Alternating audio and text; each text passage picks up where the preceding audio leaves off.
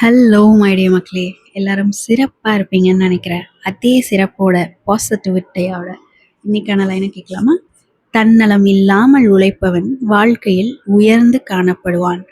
அன்னைக்கு எடிசனும் கிரஹாம்பெல்லும் லைட்டையும் ஃபோனையும் கண்டுபிடிக்காம இருந்திருந்தா, அவங்களே கண்டுபிடிச்சு அவங்களே வச்சுக்கணும்னு நினச்சிருந்தா, இன்னைக்கு சூரிய ஒளியை தவிர வேற ஏதாவது இங்கே இருந்திருக்குமா? எல்லாரும் இவ்வளோ கம்ஃபர்டபுளாக இருந்திருப்போமா?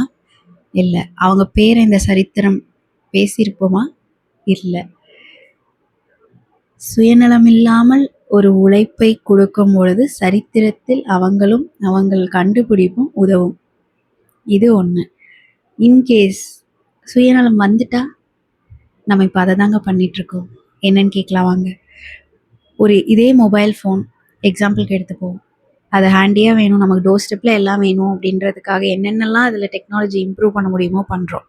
அதனால நமக்கே தெரியாமல் நம்ம வாழ்கிற இயற்கையை அழிச்சிட்ருக்கோம். ஒத்துக்கிறீங்களா? எத்தனை பறவைகள் இன்னைக்கு இல்லை. இனியும் இந்த வருடங்கள் போக போக போக நம்ம குழந்தைங்களுக்கு நம்ம என்னங்க வச்சுட்டு போக போகிறோம்? எந்த மிஷினையும் எந்த நட் போல்ட்டையும் சாப்பிட முடியாது இல்லையா?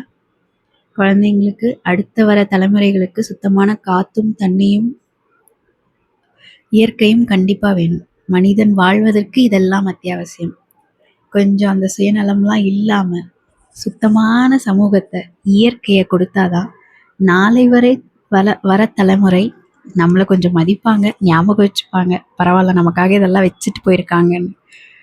டெக்னாலஜியை விட இயற்கை ரொம்ப முக்கியம். சிந்தித்து செயல்படுவோம்.